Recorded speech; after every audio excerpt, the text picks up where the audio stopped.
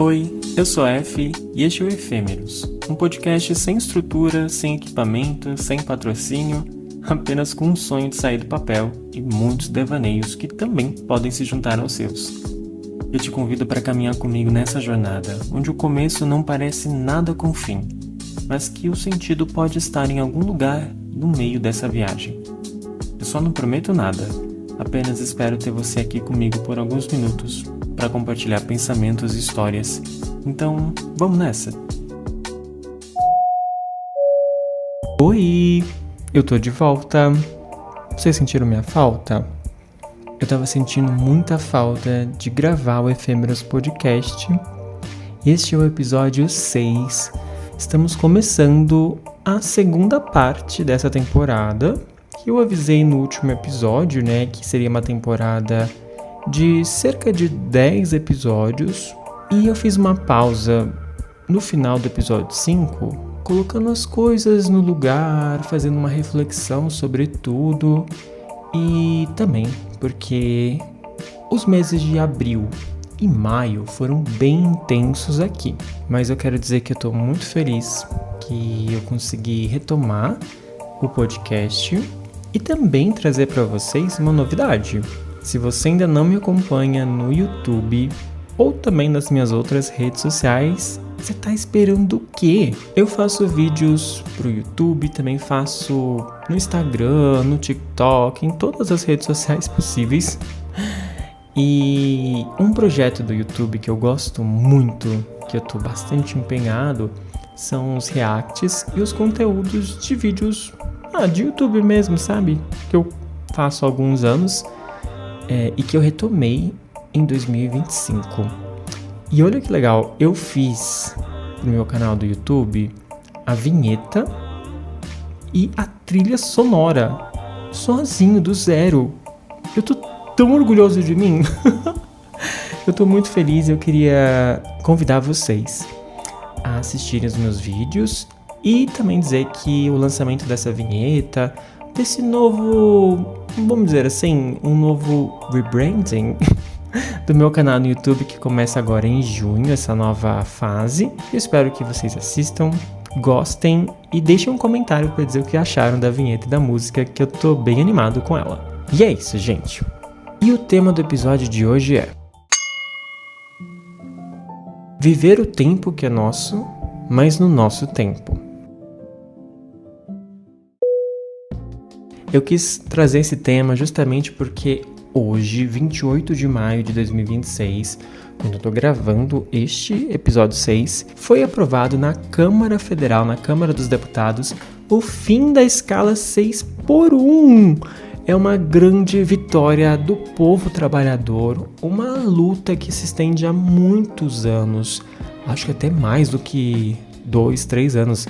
Já existem projetos antes mesmo do que isso, mas foi graças ao Rick Azevedo e a Erika Hilton, duas pessoas LGBTQIAPN+, tá bom, meus amores? Foram eles que popularizaram essa pauta, que, sabe, instigaram a sociedade a lutar por essa conquista. Ai, gente, é tão bom a gente poder celebrar uma vitória de vez em quando, porque é tanta derrota, né? E eu queria trazer esse assunto, por quê? Primeiro dizer que a escala 6x1 foi aprovada na Câmara, mas agora ela ainda precisa passar pelo Senado Federal, e aí é uma outra luta. A gente não tem sossego, né? E esse tema eu quis trazer puxando pelo gancho do fim da escala 6x1, justamente porque a vida é resumida a trabalho e consumo no capitalismo. Nossa, como é exaustivo a gente só pensar nisso, porque às vezes é só o que a gente tem de tempo. A gente passa mais tempo no trabalho do que fazendo coisas realmente pra gente, sabe? E quanto aos nossos múltiplos talentos? Porque no trabalho a gente é resumido a seguir as orientações ali do que a empresa tá exigindo e cobrando desse posto de trabalho, né? Porque nós, basicamente, somos postos de trabalho. Nós somos vagas, somos ocupantes, nós estamos ali servindo essa empresa. E não necessariamente a gente está ali para ser lido como um ser múltiplo, de múltiplos talentos. E onde ficam esses outros talentos se a gente não tem tempo para colocar eles para fora, né? Quando eu trabalhava numa livraria, que era uma banca de jornal, sabe? Mas também era uma livraria junta. Tinha doceria também, era muita coisa em uma só. Eu trabalhava em pé mais de 10 horas por dia. Juro, mais de 10 horas por dia, não era nem 8 horas, eram mais de 10 horas por dia. E eu trabalhava ali fazendo de tudo, vendendo revista, vendendo livro, vendendo doce, mexendo no caixa, limpando a loja, abrindo e fechando a banca. Era muito exaustivo e numa escala 6x1, ou seja, eu só tinha um domingo por mês realmente que eu falava, ok, é o meu domingo. Só que a gente não descansa nesse dia de folga, porque a gente trabalha 6 dias por semana e naquele um dia que é a sua folga, você não vai relaxar. Você vai limpar a casa, você vai ao banco, sei lá, você vai à lotérica, você vai fazer coisas, tarefas domésticas, você vai fazer coisas que não são relacionadas ao seu lazer ou a seus outros ofícios, seus outros talentos. E aí tudo fica de lado, né? Gente, por isso que é tão fundamental acabar com essa maldita escala 6x1. E eu tô muito feliz com essa conquista, porque eu sei que, apesar de hoje eu não viver mais a escala 6x1, mas nunca se sabe o amanhã, é uma conquista de milhões de pessoas. Eu acho que sim, né? Milhões de pessoas devem estar na escala 6x1. Eu não procurei esses dados aqui, mas eu imagino, porque só na categoria de serviços, né, tem muita gente na escala 6x1, trabalhando com vendas, atendimento e etc. Então, vamos lutar para que seja aprovado em definitivo e sancionado pelo presidente Lula. E aí, eu falei sobre múltiplos talentos, né? Quando a gente tem tanto tempo dedicado a uma função no trabalho ali, a um lugar que, ok, faz parte do seu dia a dia, mas não é você. Aquela empresa não é você. Mesmo que você seja PJ, enfim, você seja o microempreendedor, que você trabalhe por conta, seja autônomo, de alguma forma é trabalho, sabe? Você não pode colocar tudo que você é no seu trabalho. E aí nessa de você achar que no seu tempo livre fora do trabalho você vai conseguir se dedicar a outras coisas que fazem parte da sua identidade, a gente cria uma pressa para fazer as coisas acontecerem, para que os sonhos possam sair do papel, para que a gente consiga mostrar para o mundo as nossas várias facetas. E às vezes mostrar pra gente mesmo, sabe? Porque é uma coisa que fica tão de escanteio, tão de lado, que, sei lá, de alguma forma a gente acha que não é tão importante, não tem aquele valor quanto um trabalho que paga as suas contas. Mas tudo aquilo que vem de você, de alguma forma, tá aqui dentro por algum motivo, não é mesmo? E nesse lugar, assim, da gente não ter tempo pra gente, tudo acaba se tornando líquido, tudo escorre pelos nossos dedos, tudo é esquecível, porque não é só sobre não ter tempo para fazer as coisas além do trabalho, a vida além do trabalho, né? Como é o grande movimento aí que surgiu no TikTok do Rick Azevedo e que tomou conta, forma aí dessa luta coletiva do povo trabalhador pelo fim da escala 6x1. A gente também está falando de uma forma de existir, uma forma de viver que muito é espelhado também pelas redes sociais, pelo consumo de internet, né? Onde o algoritmo dita o que a gente consome, o que a gente vê, né? Quem a gente é nas redes. É uma máquina de moer gente, de moer sonhos, de moer identidades. A gente se sujeita a ser aquilo que, sei lá, um robô, um grupo de pessoas numa sala de uma Big Tech decidiu que o mundo deve ser, como as pessoas devem agir. E é claro, tudo voltado para consumo, porque é o que funciona nesse sistema, né? Então, de alguma forma, como o algoritmo molda o nosso comportamento nas redes, também é um sistema muito parecido fora das redes, né? Porque no sistema de trabalho, né, no sistema capitalista, a gente tá vendendo a nossa mão de obra, mas a gente não tá recebendo aquilo que a gente merece. Muito pelo contrário, muito pelo contrário. É muita exploração trabalhista. Porque se a gente realmente pudesse ter tempo de falar, olha o tanto de coisas que eu posso fazer. Você pode aproveitar esses múltiplos ofícios meus, só que não funciona assim. E aí torna uma grande pressão social, né, desse sistema que nos molda para servir aos interesses dos grandes, né? Dessa elite. Então é uma pressa que também é uma angústia da gente querer ser mais do que a gente consegue ser no dia a dia. Essa pressão que vem do coletivo, do que a gente consome na internet, de como a gente vê a vida pela ótica da TV, pelas novelas, pelas séries, pelos filmes, pela cultura no geral, como a gente consegue também ter acesso à cultura, porque esse é um outro ponto importante da vida além do trabalho. Quando a gente consegue sair de um shopping, quando você fica preso por horas, 8, 10 horas dentro de um shopping, você fala, nossa, eu tô moído, não tem tempo pra nada, pra ir no cinema, pra ir num teatro, pra ir, sei lá, num show. Gente, não sei, pra ir numa roda de samba, pra, sei lá, fazer o que você quiser da sua vida. Ir num museu, ir numa praça, ir num baile funk. Não sobra tempo pra gente se encontrar, pra gente se ver como pessoas, indivíduos, sabe? E aí esse estar presente ao mesmo tempo em que não estamos. Olha que doido isso. Muita gente tava falando nas redes, né? Quem trabalhou em shopping sabe que você entra no shopping de manhã e sai à noite, você não vê o sol, basicamente.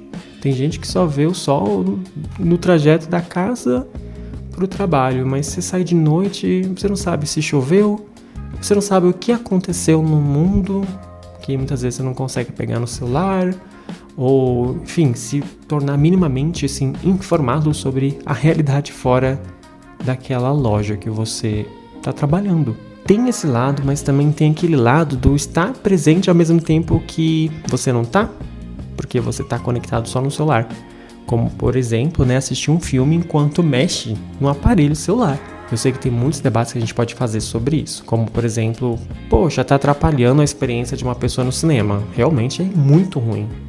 Ou não somente no cinema, na sala de estar mesmo, assim, você não consegue fazer uma tarefa ao mesmo tempo. É uma questão dos nossos tempos, né? É uma questão que é um debate que, assim, que todo mundo, de alguma forma, já ouviu. É sobre, você não consegue se conectar numa coisa só? Como, por exemplo, aqueles vídeos de TikTok que tem que ter o vídeo em cima e uma outra coisa nada a ver embaixo, ou seja, tem que ter duas coisas ao mesmo tempo para você conseguir prestar atenção, que sabe, né? Talvez prestar atenção em uma delas.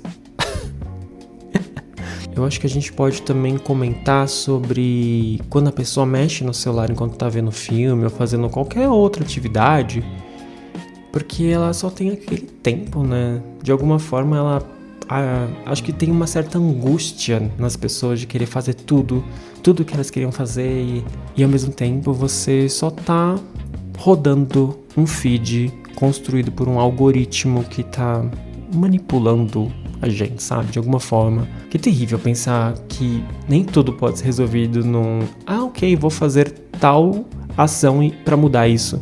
Porque, cara, é muito mais denso, é muito mais profundo do que a gente pensa, né?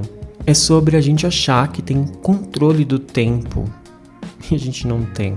Eu sou o reizinho das planilhas e da agenda, tá? Coisa de capricorniano, talvez. Eu gosto muito de me organizar dessa forma, de montar a minha agenda. Eu antes fazia até assim, colocava na agenda hora de almoço, hora de café, hora de lanche, tudo que era do meu dia eu colocava ali e tinha ali a grade horária. Funcionava? Não, óbvio que não, porque a gente não tem controle do tempo quando as tarefas são compartilhadas com outras pessoas, ou porque o tempo muda muito. E é justamente porque o tempo, ele não é nosso quando a gente acaba sendo moldado por esse sistema mesmo que tá aí, tanto de trabalho, quanto de internet, quanto de acesso. Quando eu trabalhava nessa banca de jornal, eu chegava em casa 11 da noite, eu chegava destruído. Eu tive que parar cursos, eu tive que parar muita coisa, porque eu não tinha mais condições de estar vivo, sinceramente, sabe? Eu me sentia destruído quando eu chegava em casa. E aí eu chegava em casa pra comer alguma coisa e dormir. Aí eu já acordava no dia seguinte achando que eu poderia fazer alguma coisa pela manhã, mas não tinha energia. E o tempo, esse controle do tempo tá aí. A gente não tem esse controle do tempo. A gente pensa que pode ter, mas não tem. Quando eu fazia faculdade e eu trabalhava como recepcionista num prédio bem chique, né? Ali perto da Faria Lima, na JK com a Faria Lima. E eu trabalhava em pé. Horas e horas em pé. Eram cerca de 9 a 10 horas também em pé, na recepção. E à noite eu fazia faculdade. Então eu entrava muito cedo. Entrava realmente muito cedo, assim. Ai, nem lembro se eram 7 horas que eu entrava, 7:30. Aí eu saía já pra faculdade. Então eu chegava em casa meia-noite. Me fala o que eu podia fazer. Não sobrava tempo, não sobrava energia, eu não tinha forças mesmo pra fazer mais nada. E por isso que talvez eu fique tão irritado com esses posts que falam: você tem que desacelerar. A gente tem que desacelerar, é verdade. Mas a gente consegue? Todo mundo consegue? Estão nos dando ferramentas para isso?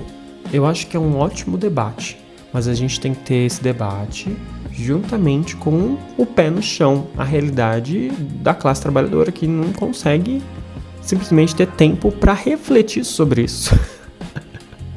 Já parou para pensar que muitos de nós não conseguem sequer sentar na cama para refletir sobre isso, porque o cansaço mental é tamanho das tarefas de trabalho? E se você é mãe solo, tem muitos fatores que vão realmente colocar um peso maior no seu cansaço físico, mental, espiritual.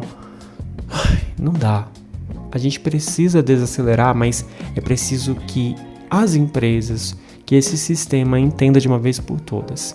Nós não somos máquinas, nós não devemos ser substituídos por máquinas, nós devemos olhar as pessoas como pessoas, seres humanos com suas limitações e multiplicidades, com as suas formas incríveis de existir e deixar com que elas fluam dessa maneira, para que elas se encontrem, para que elas deixem de ser quem elas não queiram ser também, mas que elas possam ter acesso a essas oportunidades e não simplesmente ficar presas num trabalho o resto da vida.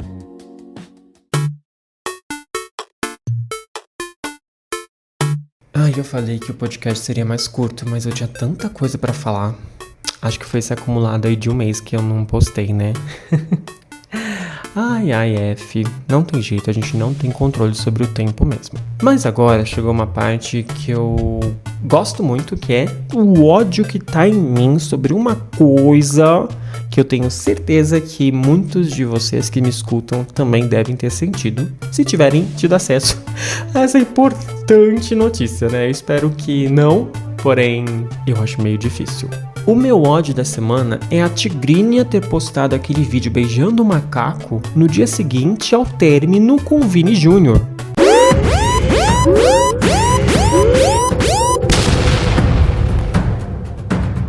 Cara, tá muito errado, tem muita coisa errada. Primeiro eu não queria estar falando da Virgínia, mas estou. Depois que a gente normalizou a traição envolvendo jogadores de futebol como se não fosse nada mesmo, né? A gente já entende como parte do pacote do ser, da existência de um jogador de futebol. Que situação, né? Mais um dia na vida de um jogador de futebol. Mas o que me impressionou nesse caso a gente não tem como não falar, não debater sobre racismo. A gente não tem como deixar de lado o fato dela saber o público que ela tem. Porque ela vem de um histórico, né? De ser, de existir, né? Junto com coisas tão absurdas, com coisas tão, gente, danosas para os seres humanos como as Beths, que é impossível a gente não olhar também os posicionamentos dela anteriores a esse término, ou mesmo durante o relacionamento dela com o Vini Júnior. E, gente, eu juro que eu não sei muita coisa não, tá? Eu só sei dessas polêmicas que realmente repercutiram por aí. Mas esse caso me deixou muito horrorizado, porque ela postar esse story beijando o macaco logo após, no dia seguinte ao término, que foi veiculado o término dela com o Vini Júnior, é muito errado. É muito errado, porque não somente ela sabe o público que ela tem, mas ela precisa ter uma noção do que ela tá fazendo enquanto a imagem, o que ela quer veicular publicando aquilo. Ela não é uma influenciadora pequena, ela é a maior influenciadora do Brasil hoje. Tem tantas camadas erradas que eu já falei ali, né? Primeiro que a gente entra num lugar de debater racismo, que é absurdo que os comentários falaram, né, nas postagens, no Twitter, no Instagram. Os fãs dela estavam indo comentar associando o macaco ao jogador de futebol, ao Vini Júnior. Ai, nossa, não é nem preguiça, é ódio puro dessa gente. E depois também que tem a questão da exploração animal. Gente do céu, meu Deus! Cara, os animais dopados. A gente olha nos olhinhos deles, dos leões, todos ali que ela tirou foto. Todos eles sem vida, sem brilho. Gente, é terrível. Terrível, o turismo de animais é deplorável. Quem faz isso... Eu odeio gente que faz isso. Eu odeio como ainda naturalizam essa forma de exploração. Meu Deus do céu. Só pra vocês saberem, tá? Muitos desses lugares, desses pontos turísticos de exploração de animais para turistas, né? Tirarem fotos, gravarem seus vídeos, postarem aí bonitinho nas redes sociais e fazerem posts racistas. Simplesmente... acontecem coisas abomináveis com os animais. Eles são medicados para não reagirem, para ter uma mínima reação ali. Alguns desses animais têm os dentes cerrados ou arrancados. Eles sofrem maus tratos. Eles são usados e explorados. Eles não deviam estar nessa situação. Gente, olha, só de ter o nome da Virgínia, nada de bom pode acontecer, tá? Nada de bom. Mas ela conseguiu me irritar mais ainda. Olha, eu espero do fundo do meu coração que o que a Luana Piovani falou sobre a Virgínia aconteça. Mas não só com ela, assim, com todas essas pessoas que ficam explorando animais e o povo porque ficam divulgando bets. Falo mesmo, tô cansado. A gente precisa acabar com esse modelo dessa galera ganhar dinheiro e ficar financiando a exploração animal, ficar divulgando aí coisas absurdas e fazendo analogias a preconceitos mil. Ai, que ódio.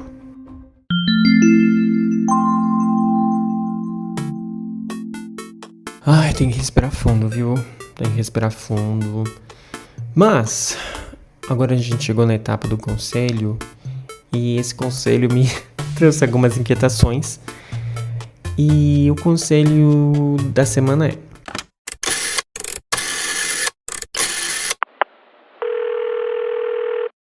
minha amiga quer que eu seja a guardiã do segredo do chá revelação do bebê dela, mas eu acho isso a coisa mais cafona do mundo. Ai, gente, eu falei sobre turismo de animais em 2026 ser deplorável, mas, gente, chá revelação em 2026? Ai, podia ser uma moda que, sei lá, devia ter passado junto com o morango do amor, entende? É meio controverso isso, eu sei que tem pessoas que gostam, que acham bonito. Eu não sou desse time. E eu falo mesmo, gente, eu não sou desse time, tá tudo bem, vamos discordar aqui. Discordar com educação, né? Mas eu acho que a gente precisa aprender a dizer não, sem perder a amizade com isso. É possível? Muitas vezes eu acho que não, né? Mas sei lá, eu fico pensando aqui. Chá revelação não é uma coisa assim fundamental, apesar de que tem muita gente que eu sei que espera tanto por esse evento e eu não sei porquê. Não é uma coisa muito antiga, né? Uma coisa mais recente. Parecia uma modinha, mas as pessoas acho que gostaram e veio pra ficar. Eu tô aceitando. Mas eu não acho que, assim como você escolher ter uma criança, né, independente da forma como essa criança virá ao mundo, ou se ela já veio pela adoção, é uma escolha muito particular da pessoa. Isso não torna quem não escolher esse caminho uma pessoa ruim. E também a gente pode entrar nesse lugar de falar, se a pessoa não quer ter filho ou adotar, o que seja, talvez ela também não goste de um chá revelação. Talvez não seja assim o evento mais esperado por ela. Então você que está esperando uma criança chegar na sua vida, não espere que todo mundo goste também desse evento, tá bom? Vamos ter esse acordo? Vamos ter esse acordo coletivo, não vai machucar ninguém, tá? Não vai machucar ninguém. Mas aí entra no lugar de amizade, né? Aqui eu não sei quanto tempo de amizade vocês têm, mas para você ser chamada, convidada para ser a guardiã do segredo do chá revelação, eu acho que existe aí um lugar de confiança, né? Então existe uma amizade que talvez não seja tão recente assim, né? E eu parei para pensar que se você disser não para sua amiga, talvez vocês já tenham ali acumulado uma bagagem de amizade que isso seja possível. Ao mesmo tempo que eu fico pensando que não é isso que a gente vê por aí. A gente vê pessoas que sentem muita raiva, sentem assim um desconforto porque alguém não quer fazer o que você tá pedindo para que ela faça, sabe? Ai, gente, é muito delicado, porque eu sei que envolve aí a maternidade, a espera por uma criança, mas é mais uma vez que eu falo, quem tá esperando a criança aí é você, né? Mas não é todo mundo que tá nesse mesmo sentimento, nessa mesma ansiedade.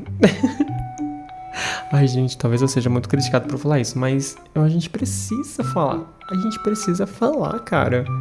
Eu não me sentiria bem no chá revelação, porque eu acho que talvez, não sei se é o caso da pessoa que mandou esse pedido de conselho, mas pra mim infringe um certo pilar de gênero ali, algo envolvendo a não binariedade, que eu falo, gente, pelo amor de Deus, não sabemos o que a criança vai pensar sobre a vida dela. Por que a gente tá definindo tanta coisa assim antes da criança vir ao mundo? Ai, não, gente, vamos poupar sofrimentos, dores, vamos deixar as coisas um pouquinho mais leves. Essa é a minha opinião. Eu acho que a gente tem tantos eventos pra fazer, por que fazer um que vai implicar na vida de outra pessoa que nem nasceu e que ela, em algum momento, vai ter o livre arbítrio dela aí pra decidir o que ela quer. Mas futuramente, com mais ferramentas, com mais possibilidades, é o que eu penso hoje, tá? Eu talvez nunca seja chamado para ser o guardião, tá? Do segredo do chá revelação, porque assim, a maioria das minhas amigas não vão engravidar, meus amigos também não querem isso, não querem ter filhos e tá tudo bem. A única coisa que eu falaria é, vamos deixar o mundo mais leve? Vamos. Sem essa pressão por gênero. Ai, que coisa cafona. Ai, isso é tão antiquado. Bom, é isso, meus amores. Estamos encerrando mais um episódio do Efêmeros Podcast e eu faço um convite mais uma vez para vocês se inscreverem no meu canal no YouTube. O link tá nas redes sociais do Efêmeros Podcast e também das minhas redes sociais pessoais. Mas é fácil, é só encontrar por F. Maciel. Acompanhe os próximos projetos das minhas redes, os vídeos engraçados, as sketches que eu faço com muito carinho. E você já segue o podcast no Instagram? Somos Efêmeros Podcast em todas as redes e também plataformas digitais. Compartilhe esse episódio com quem você ama, que eu vou ficar muito feliz, tá bom? Um beijo e até o próximo episódio.